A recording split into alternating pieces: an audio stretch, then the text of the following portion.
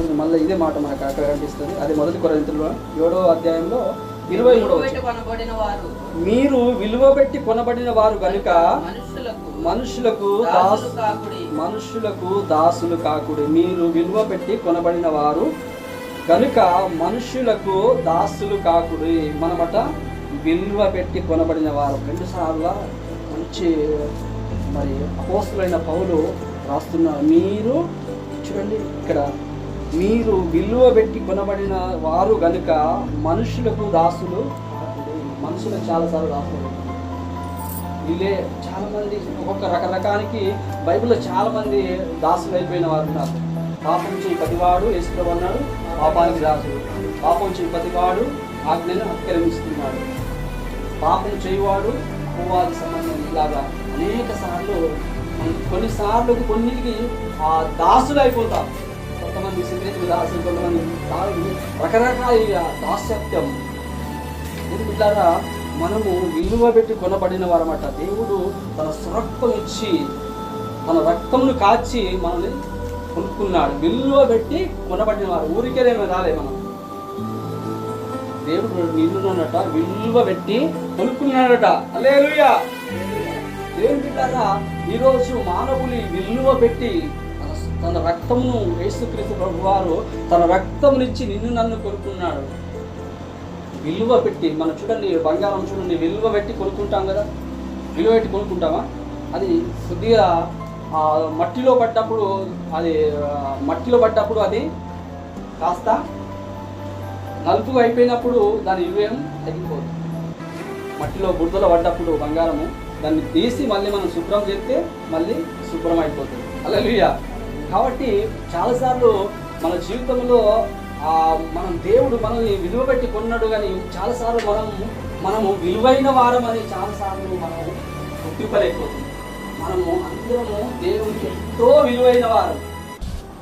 అర్థమైందా? దేవునికి మనం చాలా విలువైన వారు కాబట్టే విలువ పెట్టి కొన్నాడా. చూడండి, ఏదన్నా కొనుక్కోవాలంటే విలువ లేనిది మనము చాలా డబ్బులు ఖరీదు పెట్టుకుంటామా? ఒకసారి ఆలోచిద్దాం. హల్లెలూయా. మనం ఏదైనా ఒక వస్తువు కొనాలన్నా ఏదన్నా కొనాలన్నా అది ఒక విలువైన దానికి ఎక్కువ ఖరీదు మనము మూల్యం చెల్లిస్తాం.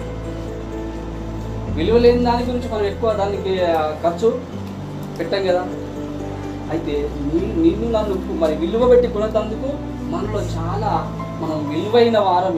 దేవుని ఎంత విలువైన వారం అంటే చాలా విలువైన వారం.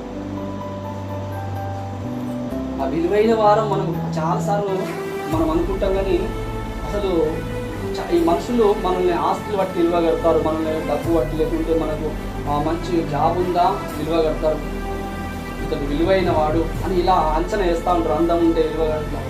రకరకాలుగా ఈ లోకంలో మనుషులని చాలా తక్కువ, మనకు ఏమి లేనప్పుడు తక్కువ వారిగా మనల్ని చూస్తారు. ఇతనికి విలువ లేదన్నట్టుగా కొంతమంది మనకు తక్కువగా చేసి మాట్లాడుతూ ఉంటుంది. కానీ దేవుడు ఈ లోకంలో నీకు ఆస్తి ఉందా, అంతస్తు ఉందా, అది అవన్నీ కోరుకోడు. హల్లెలూయా.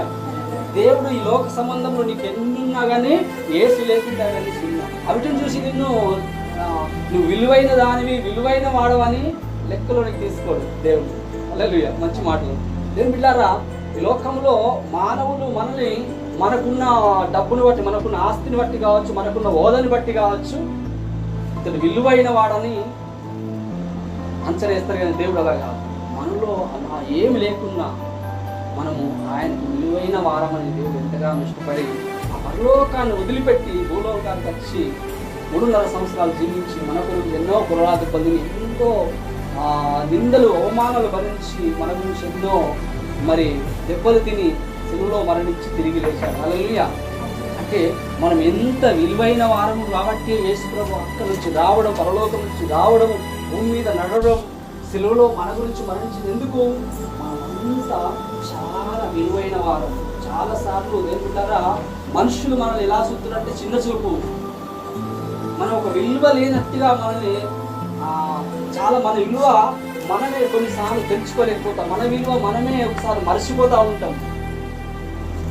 కొంతమంది మనుషులు మనం ఏం చేస్తారంటే ఇతను విలువలేన మనం తక్కువ అంచనా వేసినప్పుడు మనం ఫీల్ అయిపోయి బాధపడతా ఉంటాం. హల్లెలూయా.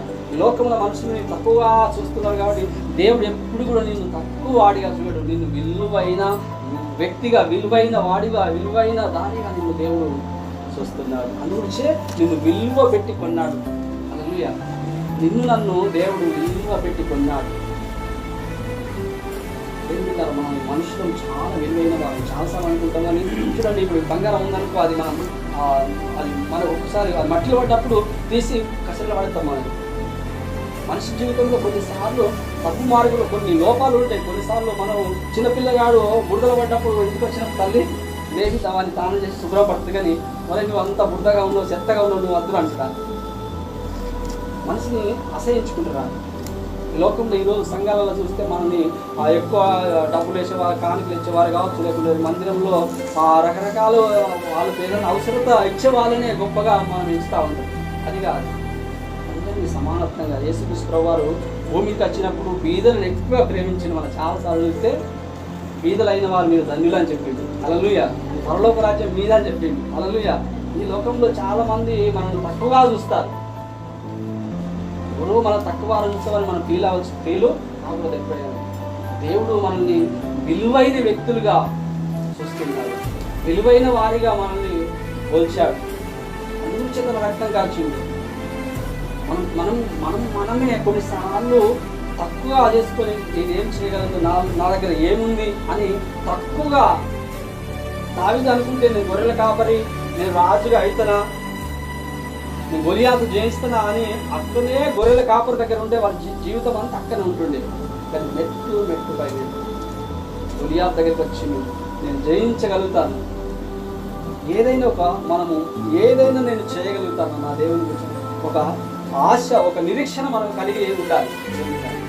నేను విలువలేని వాడిగా, నా చదువు రాదు, జ్ఞానం లేదు, నా బతుకు ఇంతే అని ఎప్పుడు మనం అనుకుంటే అంతే ఉంటుంది. కానీ నేను నా జీవితంలో ఏదైనా నా దేవుని గురించి నేను ఏదైనా చేస్తా, ఏదైనా నా జీవితంలో నేను సాధిస్తా అని పట్టుదల కలిగి మనం ఉండిపోయినప్పుడు ఉన్నతమైన స్థితిలోకి మనం వస్తాం. హల్లెలూయా. ఎప్పుడు మనల్ని బట్టి మనం ఎవరో తక్కువ చేసిన మనం ఫీల్ అవ్వాల్సిన పని లేదు. హల్లెలూయా. దేవుడు మనల్ని విలువ బట్టి కొన్నాడు, తన రక్తం ఇచ్చి కొన్నాడు. ఎందుకు కొనుక్కున్నాడు? దేని గురించి కొనుక్కున్నాడు? అసలు ఈ దేహం మనకి ఎందుకు ఇచ్చాడు? ఎప్పుడైనా మీరు ఆలోచించారా? ఈ దేహం మనకిచ్చి తన రక్తం ఇచ్చి విలువ పెట్టి మనల్ని కొనుక్కున్నాడు. దేని గురించి కొనుక్కున్నాడు? ఎందుకు కొనుక్కున్నాడు? అసలు కారణం ఏంటి? ఒక కారణం ఉంది. హల్లెలూయా. కారణం లేకుంటే ఏ విధంగా దేవుడు చేయడు. దేవుని బిడ్డలారా, చాలా కారణాలు ఉంటాయి. మనం ఆలోచిస్తే ఒకసారి మనకు ఆలోచన వచ్చేస్తూ ఉంటుంది. వాక్యంలో మనం వెతకాలి. ఎందుకు ప్రభువా నన్ను సృజించావు? ఎందుకు ఈ దేహం ఇచ్చావు? ఎందుకు ఇచ్చావు ప్రభువా? ఎందుకు ప్రభువా నన్ను విలువెట్టి కొన్నావు? కారణం ఏంటి?